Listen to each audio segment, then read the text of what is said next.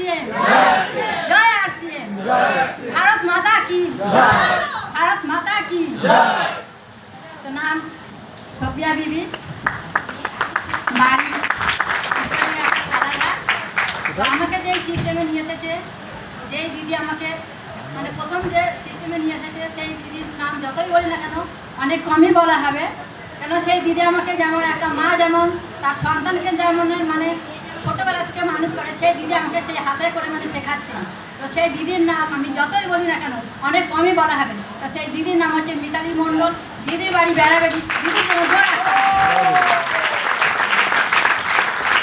আর আমাদের এখানে আছেন আমাদের যত আপলাইন লাইন যত ছাত্রীরা আছেন সবার জন্য জোর একটা হাত থাকছে।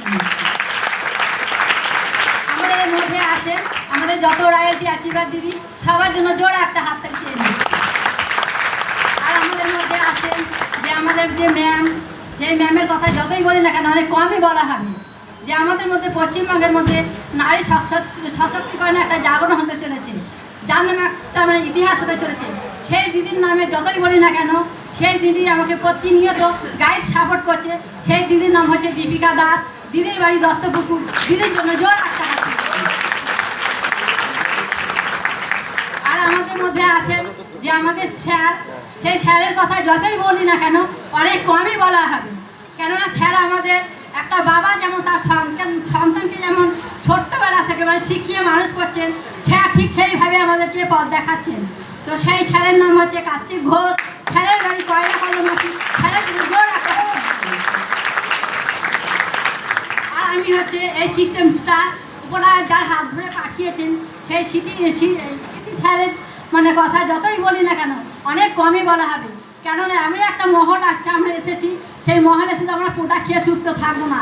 এই মহলে আসলে পরে কি অনেক মানুষের জীবন পরিবর্তন হয়ে যাবে।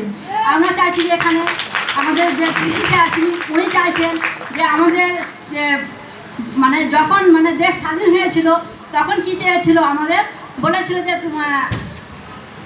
যে তোমরা আমাদেরকে হ্যাঁ রক্ত দিন, আমি তোমাদেরকে স্বাধীনতা দেবো। আর আমাদের কৃষি স্যার উনি বলছেন যে আমি মানে হাতটা বাড়িয়ে দিচ্ছি, আপনি আমার হাতটা ধরুন, আমি এখানে অর্থনৈতিক স্বাধীনতা দেব। জয় আরসিএম। তো আজ ভিতরে যে ভাও আপনারা বুঝতে পারছেন। তো উনি স্টার অ্যাচিভার হয়েছে, আপনারা আশীর্বাদ করবেন খুব তাড়াতাড়ি রয়্যালিটি যায়। আমাদের পুরনো স্টার একটা মেসেজ আজকে নেব না, জাস্ট একটা ইনকাম বলে দিন আর নামটা বলে দিন। मैं सिर्फ नवल कुमार साहब बेटेपट्टी चौधानी में रहता हूँ दोस्तों। पढ़ा लिखा नहीं हुआ, टैलेंट में होकारी करता हूँ दोस्तों। आज सिस्टम को प्रत्येक महीना 20 से 25 हज़ार मेरा प्लस इनकम है। इस जगह सबसे बड़ा समन सर को धन्यवाद करता हूँ। ऐसा प्रोग्राम मतलब करते हैं जो हम ऐसा बने एक अनपढ़ गवार पढ़ा लिखा आदमी को भी मतलब स्टाफ चेपर बना दिए है। सबसे बात समझ कोटी प्रणाम। Thank you. तो আমরা